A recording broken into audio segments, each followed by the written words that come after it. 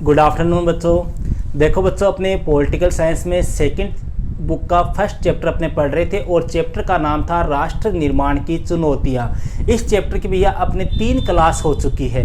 3 क्लासों में अपने क्या पढ़ा उसको थोड़ा सा मैं आपको रिवाइज कर देता हूं। सबसे पहले अपने पढ़ा था भैया भारत का विभाजन किस प्रकार से हुआ, कितने राष्ट्र बने, जब भारत आज़ाद हो गया तो आज़ादी के समय भारत के समक्ष कौन सी 3 चुनौतियाँ आई।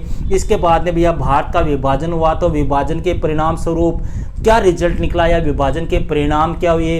इसके बाद में पढ़ा था भैया अपने भारत की जो रियासतें थी उन रियासतों का एकीकरण किस प्रकार से प्रारंभ हुआ, कितनी रियासतें थी, एकीकरण की जिम्मेदारी किसको सौंपी गई, वल्लभ भाई पटेल कौन थे और हैदराबाद रियासत का विलय किस प्रकार से हुआ।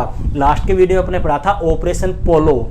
ठीक है, भारत के द्वारा हैदराबाद रियासत का विलय करने के लिए जो सैनिक कार्रवाई की गई उसका नाम था भैया ऑपरेशन पोलो। ठीक है, अब भैया अपने आज बात करते हैं मणिपुर रियासत का विलय और राज्यों का पुनर्गठन या राज्य पुनर्गठन आयोग। इन 2 टॉपिक के ऊपर भैया आज अपने चर्चा करेंगे, लेकिन उससे पहले अपना जो एक सिस्टम अपने चला रखा है कि हर वीडियो में आपसे एक क्वेश्चन पूछा जाएगा जिसका आंसर आपको कमेंट बॉक्स में देना है। आज का क्वेश्चन क्या है भैया, देखो आज का क्वेश्चन करने से पहले अपने जो लास्ट का क्वेश्चन था उसका आंसर बता दूं मैं आपको। लास्ट वीडियो में आपसे क्वेश्चन पूछा गया था कि भारत जो है वो यूएनओ के किस अंग में वृद्धि करना चाहता है। मतलब भारत कौन सुरक्षा परिषद जो है ना, यूएनओ का जो अंग है सुरक्षा परिषद, भारत ये चाहता है कि इस सुरक्षा परिषद के सदस्यों में क्या की जाए, वृद्धि की जाए। देखो आपको पता है भैया अपने कि सुरक्षा परिषद में अपने 15 सदस्य हैं जिनमें से 5 तो स्थायी है और 10 कैसे हैं, अस्थायी सदस्य है। तो भारत चाहता है कि इनकी सदस्यों की संख्या में क्या की जाए, वृद्धि की जाए। और वृद्धि भी किन में, स्थायी और अस्थायी दोनों सदस्यों में क्या की जाए, वृद्धि की जाए। आज का अपना क्वेश्चन है भैया यूरोपीय संघ, पढ़ाया हुआ है आपको अच्छी तरह से, यूरोपीय संघ के झंडे में कितने सितारे हैं ये आपको बताना है। क्लियर है। अब बात करते हैं भैया अपने आज के टॉपिक की। आज ये अपनी इस चैप्टर की अंतिम क्लास है, ये चैप्टर अपना आज कंप्लीट हो जाएगा। दोनों ही टॉपिक काफी मोस्ट है, इंपॉर्टेंट है, ध्यान से समझने की कोशिश करना। देखो भैया किसके विलय की बात कर रहे हैं, अपने मणिपुर की। हैदराबाद का विलय अपने हो चुका है मणिपुर। देखो जब भारत आजाद हुआ था भैया, आजादी के समय यहाँ का जो शासक था वो कौन था, बोध चंद्र सिंह था। बोध चंद्र सिंह यहाँ का क्या था, राजा था।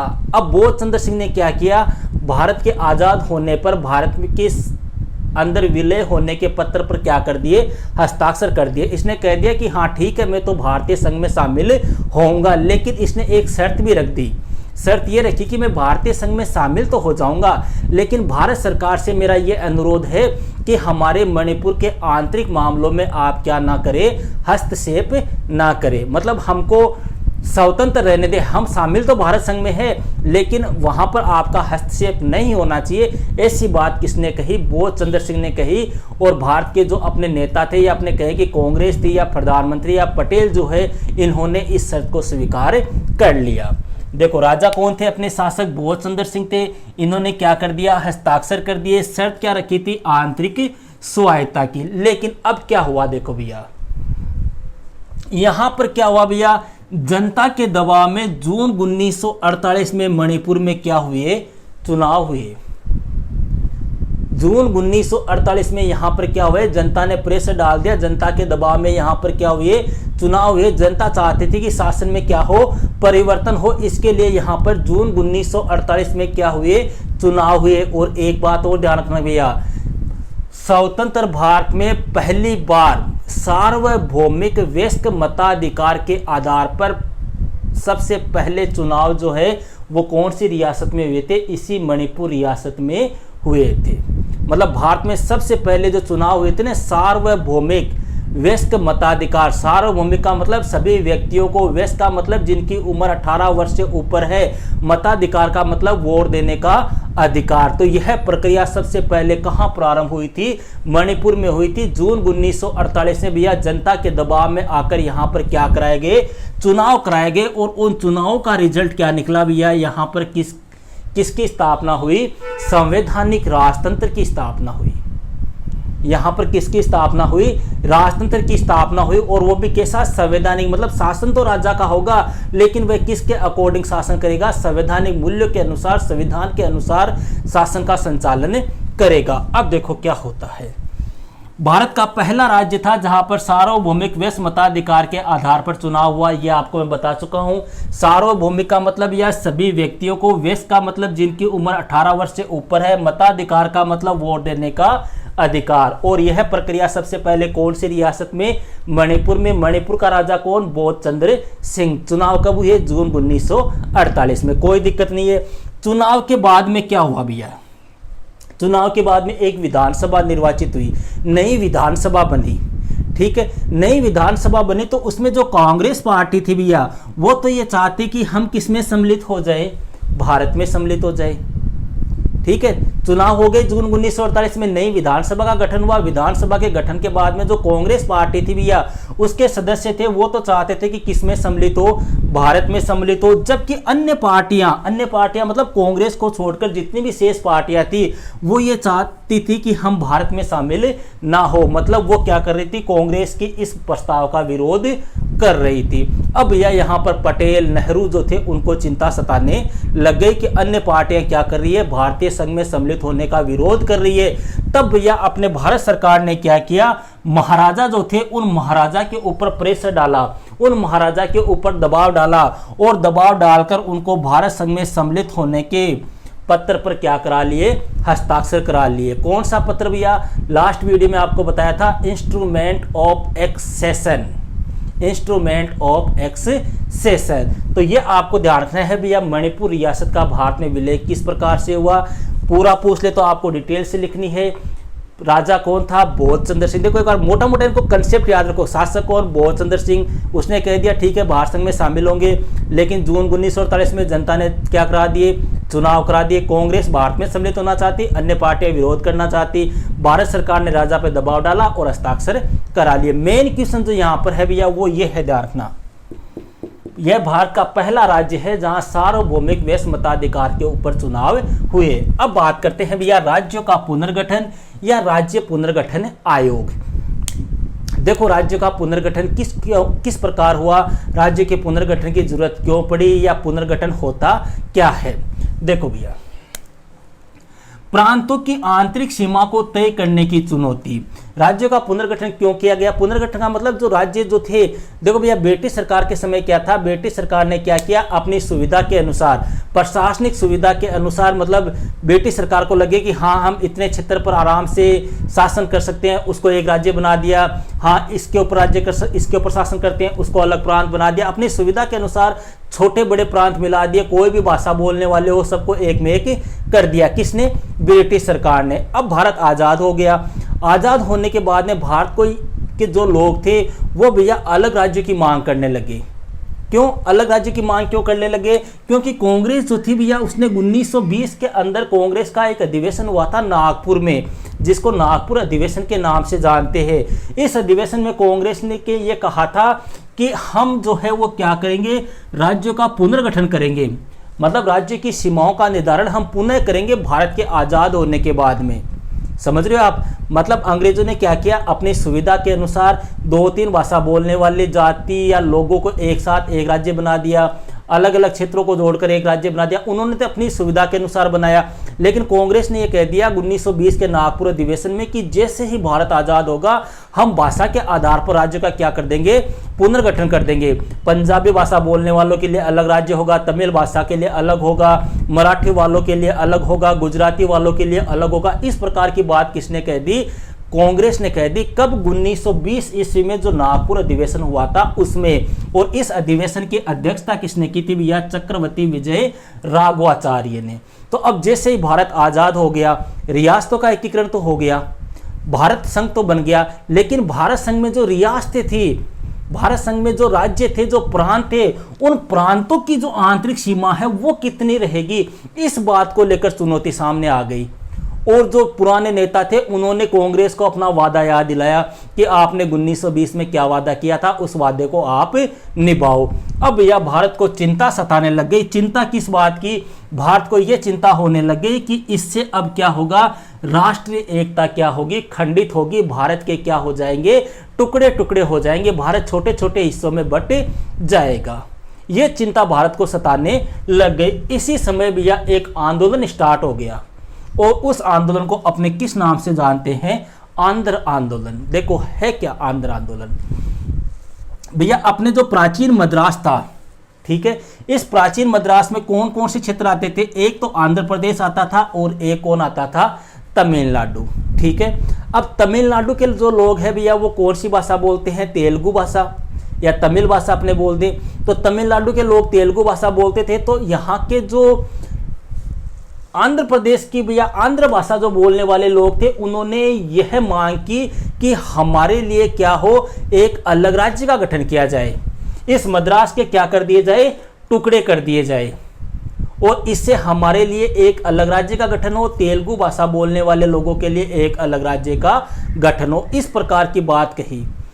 देखो यहाँ पर इन्होंने कहा कि भाषा के आधार पर क्या बनाया जाए, एक नया राज्य बनाया जाए। मद्रास जो है, इस मद्रास के टुकड़े करके भाषा के आधार पर तेलुगु वालों का तो अलग रह जाएगा और हमारे लिए एक अलग राज्य रह जाएगा। तो तेलुगु भाषा बोलने वालों का तो कौन सा हो जाएगा? आपके तमिलनाडु हो जाएगा। मद्रास जिसको भी आपने वर्तमान में तमिलनाडु या चेन्नई अपने बोलते हैं, ठीक है, तो मद्रास के टुकड़े कर दो और मद्रास से क्या बना दो, एक नया राज्य बनाओ। ऐसी मांग वहां पर हुई और इसके लिए आंदोलन स्टार्ट हो गया। और आंदोलन का जो नेता था वो कौन था भैया? पोटी श्रीराम मुल्लू। नाम ध्यान रखना भैया, पोटी श्रीराम मुल्लू। ये एक कांग्रेसी नेता था, बड़ा नेता था। और सबसे खास बात, जो 1920 में कांग्रेस का नागपुर अधिवेशन हुआ था ना, इस अधिवेशन में इस पोटी श्रीराम मुल्लू ने भाग भी लिया था। तो इसने नेहरू जी से कहा कि नेहरू जी 1920 में जो आपने वादा किया था उस वादे को अब आप निभाओ। ठीक है, तो भारत सरकार ने ऐसा करने से क्या कर दिया, मना कर दिया कि हम अलग राज्य का गठन नहीं कर सकते। तब इसी पोटी श्रीराम मुल्लू ने भैया क्या प्रारंभ कर दी, भूख हड़ताल प्रारंभ कर दी कि ठीक है, जब तक आप हमारे लिए नए राज्य का गठन नहीं करोगे तब तक मैं अनिश्चित समय के लिए क्या करूंगा, भूख हड़ताल करूंगा। और ऐसा कहते हैं इनकी भूख हड़ताल जो है वो कितने दिन चली थी भैया, लगभग 56 दिन तक इनकी भूख हड़ताल चली थी। ठीक है, इस भूख हड़ताल से इनकी क्या हो गई भैया, मृत्यु हो गई। कुछ किताबों में 56 भी लिखा आता है, कुछ में भैया 50 भी लिखा आता है, तो मैं आपको दोनों बता रहा हूं। 56 दिन तक इनकी लगभग भूख हड़ताल चली थी। अक्टूबर में इन्होंने भूख हड़ताल प्रारंभ की थी और दिसंबर तक इनकी भूख हड़ताल चली थी। चलो 56 ही मान लो अपने, तो कई किताबों में 50 भी लिखा हुआ है, जैसे भी देख लो अपने। तो इन्होंने भूख हड़ताल प्रारंभ कर दी। भूख हड़ताल से इनकी क्या हो गई भैया, मृत्यु हो गई। जैसे ही इनकी मृत्यु हो गई वैसे ही मद्रास में क्या होने लगे, दंगे स्टार्ट होने लगे, हिंसा होने लग गई, मारपीट होने लग गई। एक प्रकार से मतलब उपद्रव का माहौल हो गया। जो विधायक वगैरह थे उन्होंने इस्तीफे देने प्रारंभ कर दिए। पुलिस जो थी उन्होंने फायरिंग करनी प्रारंभ कर दी। इस प्रकार की घटनाएं मद्रास में होने लगी। तब भारत के प्रधानमंत्री पंडित जवाहरलाल नेहरू जो थे उन्होंने दिसंबर 1952 में क्या कहा कि ठीक है, हम मद्रास के टुकड़े कर रहे हैं और मद्रास से क्या बनेगा, एक नया राज्य बनेगा और उस राज्य का नाम क्या होगा, आंध्र प्रदेश। तो आंध्र प्रदेश अलग राज्य बन गया भैया। किस आधार पे बना, भाषा के आधार पर। किससे अलग होकर बना, मद्रास से अलग होकर बना। मद्रास से अलग होकर कितने स्टेट बने, एक तो आंध्र प्रदेश और एक तमिलनाडु। तमिलनाडु तो मद्रास को कहते हैं अपने, ठीक है। तो तमिलनाडु में तो हो गए कौन, तेलुगु भाषा बोलने वाले, यहाँ पर आंध्र भाषा बोलने वाले। समझ रहे आप। तो यहाँ पर क्वेश्चन पूछ लेते हैं कई बार कि भाषा के आधार पर बनने वाला पहला राज्य कौन सा है, तो आंध्र प्रदेश। कब बना था, दिसंबर 1952 में। क्लियर है यहाँ तक। अब आगे चलो भैया। अब आंध्र प्रदेश राज्य बन गया। आंध्र प्रदेश राज्य बनते ही भारत के जो और राज्य थे उन राज्यों ने भी फिर आंदोलन करने प्रारंभ कर दिए। देखा देखी कर ली। अरे सीधी सी बात है, किसी एक को कुछ प्राप्त हो जाए तो दूसरा देखा देखी करता है या नहीं करता। तो अन्य राज्य जो थे, अपने असम है, अपने पंजाब है, अपने मेघालय है, अपने अरुणाचल प्रदेश है, ऐसे राज्यों ने भी इनकी देखा देखी प्रारंभ कर दी और उन्होंने भी आंदोलन प्रारंभ कर दिए। तब भारत सरकार ने अपने 1953 में भैया एक आयोग का गठन किया था। उस आयोग का नाम था राज्य पुनर्गठन आयोग। इसका गठन क्यों किया गया भैया? इसके गठन का प्रमुख उद्देश्य था राज्यों की सीमाओं का क्या करना, सीमांकन करना और निर्धारण करना। मतलब कि कौन से राज्य की सीमा कितनी होगी इसका निर्धारण करने के लिए, इसकी सीमा का गठन करने के लिए जो आयोग गठित किया गया, उसी आयोग का क्या नाम था? राज्य पुनर्गठन आयोग। अब यहाँ पे ध्यान देना भैया, इसका गठन तो कब हुआ था? 1953 में, लेकिन यह पारित कब हुआ था, पास कब हुआ था? 1956 में। कार्य क्या था? राज्य की सीमाओं का गठन करना। आगे देखो भैया, और इसका गठन जो है वो किसकी अध्यक्षता में किया गया था? अध्यक्ष कौन थे? अपने फजल अली। ये ध्यान रखना भैया, आपके बुक में नहीं दिया हुआ है लेकिन आपको बता दो अध्यक्ष कौन थे? फजल अली। अब देखो आगे, तो इस राज्य पुनर्गठन आयोग ने भैया अपनी रिपोर्ट प्रस्तुत की और उस रिपोर्ट में इसने कितने राज्य बताए कि भारत में कितने राज्य हैं? 14 तो राज्य हैं और 6 क्या है? केंद्र शासित प्रदेश है। मतलब राज्य पुनर्गठन आयोग ने अपनी रिपोर्ट के आधार पर भारत में 14 तो राज्यों का गठन किया और 6 कितने बनाए? केंद्र शासित प्रदेश बनाए। लेकिन धीरे धीरे ये भाषा के आधार पर राज्यों का जो चलन अपने स्टार्ट हो गया था वो वर्तमान समय तक अपने देखे तो अपने उसी प्रकार से चल रहा है।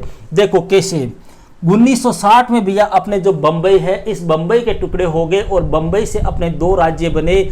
एक राज्य तो बना था भैया मराठी भाषा वालों का जिसका नाम है महाराष्ट्र, दूसरा राज्य बना था गुजराती भाषा वालों के लिए, उनका कौन सा? गुजरात। इसके बाद में भैया 1966 में अपने जो पंजाब है, इस पंजाब के टुकड़े करके 2 स्टेट बना दिए गए, एक तो हरियाणा और एक हिमाचल प्रदेश। इसके बाद भैया 1972 में अपने असम से क्या बनाया गया? मेघालय। यह आपको ध्यान रखना है भैया, ये क्वेश्चन पूछते हैं कि गुजरात राज्य का गठन किस राज्य से हुआ था? महाराष्ट्र राज्य का गठन किस राज्य से हुआ? मेघालय राज्य का गठन किस राज्य से हुआ? ठीक है। इसके बाद में भैया 2000 के अंदर अपने छत्तीसगढ़, झारखंड और उत्तराखंड, ये 3 राज्य बने थे अपने। उत्तराखंड बोल दो या उत्तरांचल बोल दो, एक ही बात है। और अंतिम राज्य जो बना था वो बना था भैया 2 जून 2014 को, जो आंध्र प्रदेश के टुकड़े होकर बना है और उसका नाम है तेलंगाना। ठीक है। अब अगर वर्तमान समय की बात कर ले तो वर्तमान समय में भारत में 28 तो क्या है? राज्य है और 8 क्या है भैया? केंद्र शासित प्रदेश है। लेकिन 1956 में जो राज्य पुनर्गठन आयोग की रिपोर्ट थी उसके टाइम पे कितने राज्य थे? 14 राज्य थे और 6 केंद्र शासित प्रदेश थे। ओके भैया, अब आप कॉपी निकालो और हेडिंग लगाओ मणिपुर रियासत का विलय और लिखो इसमें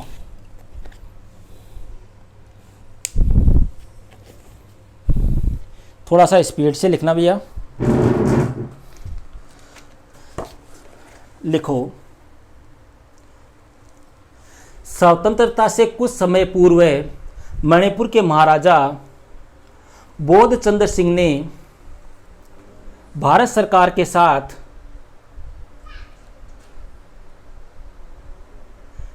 सहमति पत्र पर हस्ताक्षर किए तथा यह मांग की कि भारत सरकार मणिपुर को आंतरिक स्वायत्ता प्रदान करे। फिर आगे लिखो, लेकिन जनता के दबाव में जून 1948 में मणिपुर में चुनाव हुए तथा वहां पर संवैधानिक राजतंत्र स्थापित हुआ। मणिपुर भारत का पहला राज्य है जहां सार्वभौमिक वयस्क मताधिकार के सिद्धांत के आधार पर चुनाव हुए।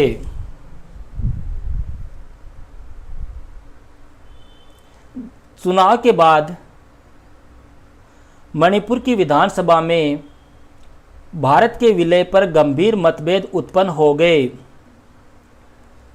कांग्रेस भारत में सम्मिलित होना चाहती थी। कांग्रेस चाहती थी कि मणिपुर भारतीय संघ में सम्मिलित हो जाए, लेकिन अन्य पार्टियां इसका विरोध करती थी। तब भारत सरकार ने मणिपुर की विधानसभा से बिना विचार विमर्श किए महाराजा पर दबाव डाला कि वे भारतीय संघ में सम्मिलित होने के समझौते पर हस्ताक्षर कर दे।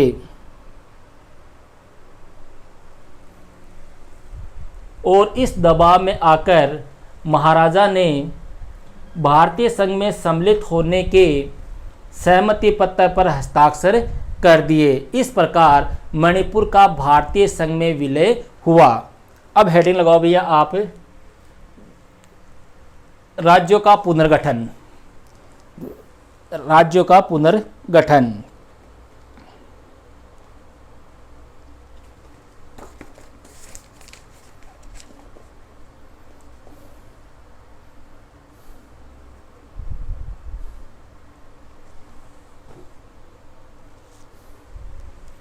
राज्यों का पुनर्गठन, इसमें लिखो भैया, भारत के विभाजन के समय भारत में 565 रियासतें थी, जिनके एकीकरण की जिम्मेदारी वल्लभ भाई पटेल को सौंपी गई। एकीकरण का कार्य तो वल्लभ भाई पटेल ने बड़ी कुशलता व बुद्धिमत्ता के साथ किया, लेकिन एक नई समस्या भारत में खड़ी हो गई और वह नई समस्या प्रांतों की आंतरिक सीमा को तय करने की थी। प्रांतों की आंतरिक सीमा को तय करने की थी, क्योंकि अंग्रेज़ों ने तो प्रशासनिक सुविधा के अनुसार प्रांतों की सीमा का गठन किया था। इसके अलावा 1920 में हुए कांग्रेस के नागपुर अधिवेशन में, जिसकी अध्यक्षता चक्रवर्ती विजय राघवाचार्य ने की, में कांग्रेस ने कहा कि आज़ादी के बाद भारत के राज्यों का भाषा के आधार पर गठन किया जाएगा। इसी बात को लेकर आज़ादी के बाद विभिन्न राज्यों ने भाषा के आधार पर पुनर्गठन की मांग प्रारंभ कर दी। अब हेडिंग लगाओ, आंध्र आंदोलन। आंध्र आंदोलन, इसमें लिखो भैया, पुराने मद्रास प्रांत के अंतर्गत आज के तमिलनाडु और आंध्र प्रदेश सम्मिलित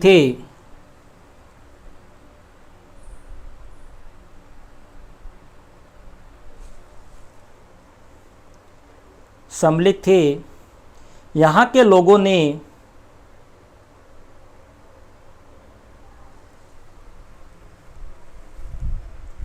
तेलुगु भाषी क्षेत्र के लोगों को अलग करके एक नया राज्य आंध्र प्रदेश बनाने के लिए जो आंदोलन चलाया, उसी आंदोलन को आंध्र आंदोलन के नाम से जाना जाता है। इस आंदोलन के प्रसिद्ध नेता पोटी श्रीरामुलु थे, जिन्होंने नए राज्य के गठन के लिए अनिश्चितकालीन भूख हड़ताल पर बैठ गए। अनिश्चितकालीन भूख हड़ताल पर बैठ गए। 56 दिनों की भूख हड़ताल से इनकी मृत्यु हो गई, जिससे संपूर्ण मद्रास प्रांत में हिंसा, दंगा व फायरिंग जैसी घटनाएं घटित हुई। तब भारत सरकार ने दिसंबर 1952 में आंध्र प्रदेश को भाषा के आधार पर नया राज्य बनाने की घोषणा की गई, नया राज्य बनाने की घोषणा की। ठीक है, ओके। अब आगे आप हेडिंग लगाओ।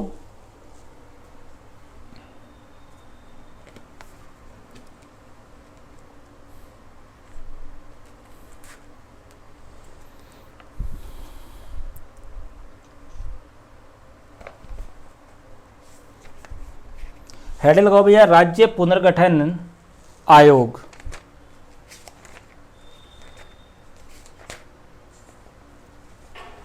राज्य पुनर्गठन आयोग,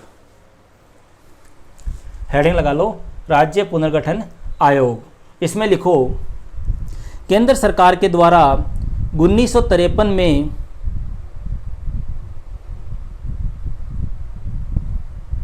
राज्य पुनर्आयोग का गठन किया गया, जिसके अध्यक्ष फजल अली थे।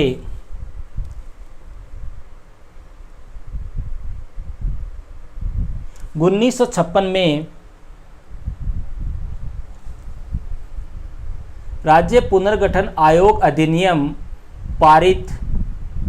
पास हुआ। इस आयोग का प्रमुख कार्य राज्यों की सीमाओं का सीमांकन निर्धारण करना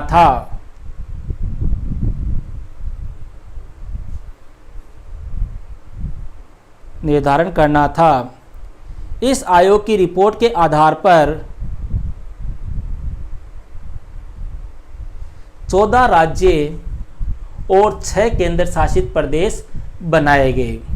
6 केंद्र शासित प्रदेश बनाए गए। फिर पैराग्राफ चेंज करके भैया ये और लिख लो, 1960 में बम्बई से महाराष्ट्र गुजरात, 1966 में पंजाब से हरियाणा हिमाचल, 1972 में असम से मेघालय, 2000 में छत्तीसगढ़ झारखंड उत्तराखंड, 2 जून 2014 को तेलंगाना। ये लो भैया, इस प्रकार से आपका ये चैप्टर कंप्लीट हो गया है।